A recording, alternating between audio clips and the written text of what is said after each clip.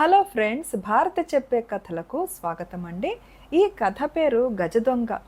మణికర్ణిక దేశానికి సత్యేంద్రుడు రాజు. ఆ దేశంలో గల అరణ్యాలలోని కొండల్లో ఉగ్రశీలుడనే గజదొంగ ఉండేవాడు.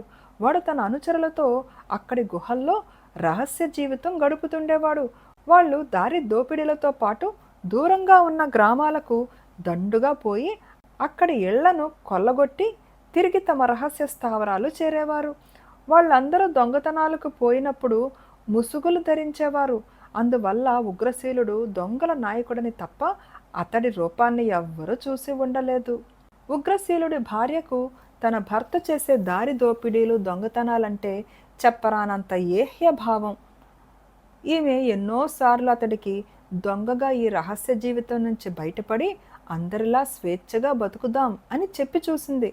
కానీ ఉగ్రశీలుడు ఆ మాటలకు నవ్వి, ఇక ఈ జీవితంలో దొంగగా కాక మరొకలా బతకడం సాధ్యం కాదు అంటుండేవాడు. ఉగ్రశీలుడికి పెళ్ళైన 25 సంవత్సరాల తర్వాత ఒక కొడుకు పుట్టాడు. ఇది జరిగాక అతడి మనస్సులో ఏనాడో లేని మార్ధవం, వాత్సల్యం చోటు చేసుకున్నవి. అతడికి కొడుకంటే పంచ ప్రాణాలు. ఒక్కొక్కసారి అతడు అనుచరులతో దూర గ్రామాలకు దోపిడీ నిమిత్తం వెళ్ళినప్పుడు తిరిగి రావడానికి 4-5 రోజులు పట్టేది. ఈ కాలంలో ఉగ్రశీలుడు అన్యమనస్కంగా ఉండేవాడు. అతడిలో పూర్వపు ఆవేశం, క్రౌర్యం కనిపించేవి కావు. దోచుకున్న వాళ్ళ ఇళ్లల్లో చిన్నపిల్లలుంటే వాళ్ళని ఎత్తుకుని ముద్దాడేవాడు. ఈ ధోరణి అతని అనుచరులకు నచ్చేది కాదు. ఇలా ముద్దులు మురిపాలలో మనం పడితే మనం ఏదో ఒకనాడు రాజభటులకు తేలిగ్గా దొరికిపోతాం. నీకేనా కొడుకున్నది, మాకు మాత్రం లేరా? దొంగలకు ఇలాంటి నైజం ప్రమాదకరం అనేవాళ్ళు అనుచరులు. ఉగ్రశీలుడు మాత్రం ప్రయత్నించి తన అలవాటును మానుకోలేకపోయాడు. ఒకసారి వాళ్ళు ఎన్నడూ దోచని ఒక దూర ప్రాంత గ్రామానికి బయలుదేరారు.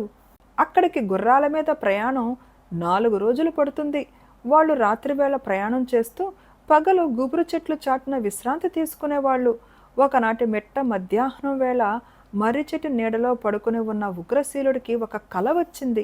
ఆ కలలో అతన్ని రాజభటులు వెంటబడి తరుముతున్నారు. అతడెక్కిన గుర్రం ఒక చెట్టు మూడు కాలికి తగలడంతో పక్కకి పడిపోయింది. ఉగ్రశీలుడు గుర్రంతో పాటు కింద పడి లేచి కాలి సత్తువ కొద్దీ పరిగెత్తసాగాడు. కానీ అతన్ని గుర్రం మీద తరుముకు వస్తున్న భటుడు గురి చూసి బల్లెం విసిరాడు. బల్లెం ఉగ్రసేనుడి వెన్నులో బలంగా దిగింది. అతడు బాధతో బోర్లా పడబోతున్న క్షణంలోనే అతడి భార్య, 3 నెలల కొడుకు ఒక కొండ శిఖరం మీద నుంచి కింది లోయలోకి పడిపోవడం అతనికి కనిపించింది. ఉగ్రశీలుడు ఒక వెర్రికేక పెట్టి లేచి కూర్చున్నాడు. అతడు నిలువెల్లా కంపించిపోసాగాడు. తానిప్పుడు కన్న కల భవిష్యత్తులో నిజం కాబోతున్నది అన్న భయం అతన్ని పట్టుకున్నది. దొంగ అన్నవాడు ఏనాటికైనా పట్టుబడి తీరుతాడు. అప్పుడు తన భార్య కొడుకు గతి ఏం కాను? ఉగ్రసేనుడు ఎలా ఆలోచించి దూరంగా పడుకుని నిద్రపోతున్న తన 10 మంది అనుచరులను నిద్రలేపి మనం ఇక్కడి నుంచి తిరిగి వెళ్ళిపోదామన్నాడు. ఆ మాటలకు మిగతా దొంగలు నిర్ఘాంతపోయి, ఇదేంటి, మనం ఏనాడో దోపిడీలకు బయలుదేరి పని కాకుండా వెనక్కి తిరిగింది లేదు అన్నారు. నేను మీ నాయకుణ్ణి, ఇది నా ఆజ్ఞ అన్నాడు ఉగ్రసేనుడు కత్తి పిడి మీద చెయ్యి వేస్తూ. దొంగలందరూ అయిష్టంగానే అతని వెంట చీకటి పడే లోపల తమ స్థావరాలు చేరుకున్నారు. ఇది చూసి వాళ్ళ భార్యాబిడ్డలు చాలా ఆశ్చర్యపోయారు. ఉగ్రశీలుడు అందరినీ ఒకచోట సమావేశపరిచి, మనుషులమై ఉండి ఇంతకాలంగా మనం క్రూర మృగాల్లా బతుకుతున్నాం. ఇది మన పిల్లలకు వారసత్వం కారాదు. మనం తెల్లవారుతూనే బయలుదేరి రాజధాని నగరం చేరి అక్కడి రాజభటులకు లొంగిపోదాం. మనకు శిక్ష పడినా మన కుటుంబాలు గౌరవంగా స్వేచ్ఛగా జీవించే అవకాశం ఉంటుంది అని అన్నాడు. ఇందుకు మిగతా దొంగలు వ్యతిరేకించారు. తాము ఇంతవరకు చేసిన నేరాలకు రాజు తమను కఠినంగా శిక్షిస్తాడని, అందువల్ల అరణ్యం వదిలి రామని వాళ్ళు ఉగ్రశీలుడితో చెప్పారు. అది మీ ఇష్టం, నేను మాత్రం రాజభటులకు లొంగిపోదలిచాను. మీరు తొందరపడకుండా తెల్లవారే లోపల మరొకసారి తీరా ఆలోచించుకుని ఒక నిర్ణయానికి రండి అని సలహా ఇచ్చాడు ఉగ్రశీలుడు. ఉగ్రశీలుడి భార్యకు భర్తలో వచ్చిన మార్పు చెప్పలేనంత ఆనందం కలిగించింది. తన అనుచరులు తన మాట కాదని ఎదురు తిరగడం, ఉగ్రసేనుడికి చాలా కోపం తెప్పించింది. ఆ రాత్రి అతడికి సరిగా నిద్ర పట్టలేదు.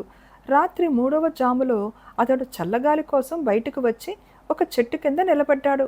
కొంచెం దూరంలో చీకటి మరుగున అతడి అనుచరులిద్దరూ మాటలాడుకోవడం ఉగ్రశీలుడి చెవిని పడింది. కొడుకు పుట్టాక ఉగ్రశీలుడు పూర్తిగా మారిపోయాడు.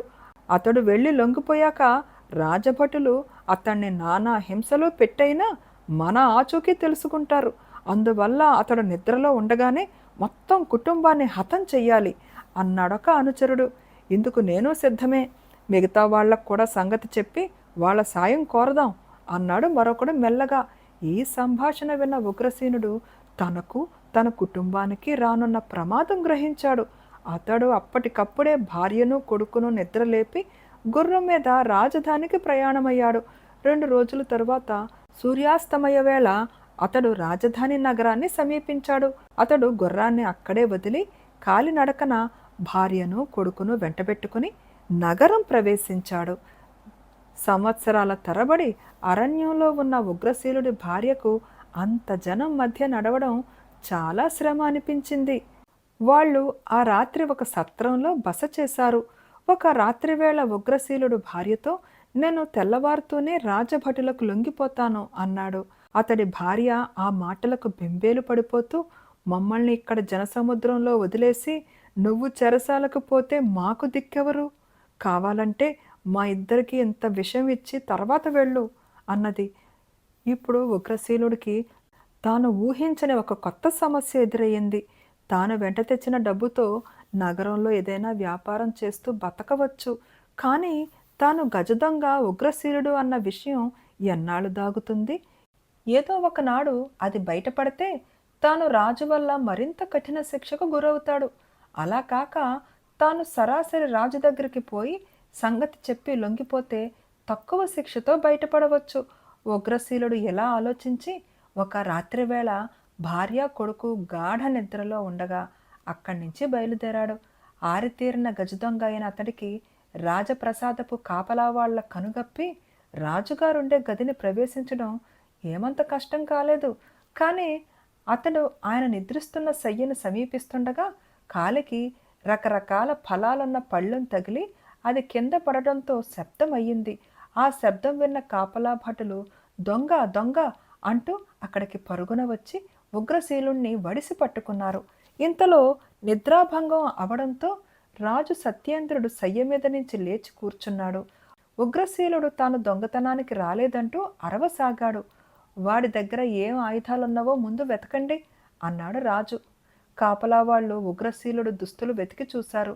వాళ్ళకి ఏ ఆయుధం కనిపించలేదు. వాణ్ణి ఇక్కడే వదిలి మీరు వెళ్ళండి అని రాజు కాపలా వాళ్ళని ఆజ్ఞాపించాడు. కాపలా వాళ్ళు వెళ్ళిపోయాక రాజు ఉగ్రశీలుణ్ణి, నువ్వు దొంగతనానికి కాకపోతే మరెందుకు ఇక్కడికి వచ్చావు అని అడిగాడు. ఉగ్రశీలుడు తల వంచి రాజుకు నమస్కరించి, మహారాజా, చేసిన నేరాలకు తమ నుంచి శిక్ష పొందేందుకు ఇక్కడికి వచ్చాను. రాజభటులకు లొంగితే నన్ను బహిరంగ విచారణ చేస్తారు. అప్పుడు నా భార్య కొడుకు చాలా అవమానాల పాలు కావలసి వస్తుంది అంటూ తన కథ యావత్తు ఆయనకు చెప్పాడు. రాజు అంతా శ్రద్ధగా విని తృప్తిగా తలాడించి ఒక పక్క గదిలోకి పోయి ఒక చిన్న మూటతో తిరిగి వచ్చి, ఉగ్రశీల, ఇందులో 100 బంగారు కాసులున్నవి. వచ్చే సంవత్సరం సరిగ్గా ఇదే రోజున నువ్వు నాకు 200 బంగారు కాసులు తెచ్చి ఇవ్వాలి. ఆ డబ్బు కష్టపడి సంపాదించిందే అయ్యుండాలి, గుర్తుంచుకో అంటూ ఆ మూటను ఉగ్రశీలుడికిచ్చాడు. తరువాత ఆయన చప్పట్లు చరిచి కాపలా వాళ్ళను పిలిచి, ఇతన్ని మర్యాదగా తీసుకుపోయి రాజమార్గం మీద వదిలిరండి అని చెప్పాడు. కాపలా వాళ్ళు అలాగే చేశారు. బేతాళుడు ఈ కథ చెప్పి, రాజా, గజదొంగ అయిన ఉగ్రశీలుడు దొరికినప్పుడు రాజు సత్యేంద్రుడు వాణ్ణి శిక్షించకపోగా అలా 100 బంగారు కాసులిచ్చి పంపడం వక్రబుద్ధి అనిపించుకోదా? ఉగ్రశీలుడు ఇక ముందు దారి దోపిడీలకు దొంగతనాలకు పాల్పడడు అన్న నమ్మకం ఏమిటి? రాజు గనక సత్యేంద్రుడికి అనేక మంది భటులు కాపలా వాళ్ళు ఉంటారు. అతడికి ఎలాంటి దొంగల భయం లేకపోవచ్చు.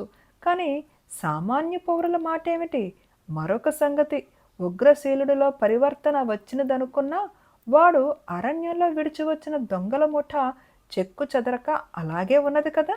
ఇదంతా చూసినప్పుడు రాజు అనాలోచితంగా ఆ క్షణాన తోచినదేదో చేశాడు అనిపించట్లేదా? ఈ సందేహానికి సమాధానం తెలిసి కూడా చెప్పకపోయావో నీ తల పగిలిపోతుందని అన్నాడు. దానికి విక్రమార్కుడు, రాజు సత్యేంద్రుడు ఉగ్రశీలుణ్ణి అలా శిక్షించక వదలడంలో చాలా విజ్ఞత చూపాడు. అసలు శిక్ష ఉద్దేశం నేరస్తుడు తన తప్పు తెలుసుకునేలా చెయ్యటం, అతడిలో పరివర్తన తీసుకురావడం, అంతేకాని అతన్ని శారీరకంగా హింసించడం కాదు. కాదన్న తన అనుచరులను ధిక్కరించి తను చేసిన నేరాలకు శిక్ష పొందాలని నగరానికి రావటమే ఇక మీదట ఉగ్రశీలుడు దొంగతనాల జోలికి పోడు అనేందుకు తిరుగులేని సాక్ష్యం. వాడు తన కథ అంతా రాజుకు చెప్పాడు. ఆ విధంగా రాజుకు గజదొంగ అనుచరులెక్కడ ఉన్నది తెలిసింది.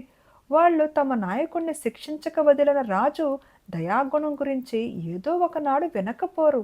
అప్పుడు వాళ్ళు ఉగ్రశీలుడిలాగే రాజు దగ్గరకొచ్చి క్షమాభిక్ష కోరవచ్చు. అలా జరగకపోతే రాజు సైనికులను పంపి వాళ్ళను పట్టి బంధించగలడు. ఈ అన్ని కారణాల వల్ల రాజు వక్రబుద్ధి, ఏ క్షణాన ఏది తోస్తే అది చేసేవాడు కాకపోగా ఎంతో ఆలోచన, తర్కదృష్టి, వివేకం కలవాడని తెలుస్తున్నది అని అన్నాడు. రాజుకు ఈ విధంగా మౌనభంగం కలగగానే బేతాళుడు శవంతో సహా మాయమై తిరిగి చెట్టెక్కాడు. ఫ్రెండ్స్, ఈ కథ మీకు నచ్చిందండి? నాకైతే ఈ కథ చాలా బాగా నచ్చిందండి. రాజుగారుకున్న తెలివి గురించున్న మాటలు చాలా బాగున్నాయండి. మరి మీకేమనిపించిందో కామెంట్లో తప్పనిసరిగా పెట్టండి. అండ్ థ్యాంక్ యూ అండి.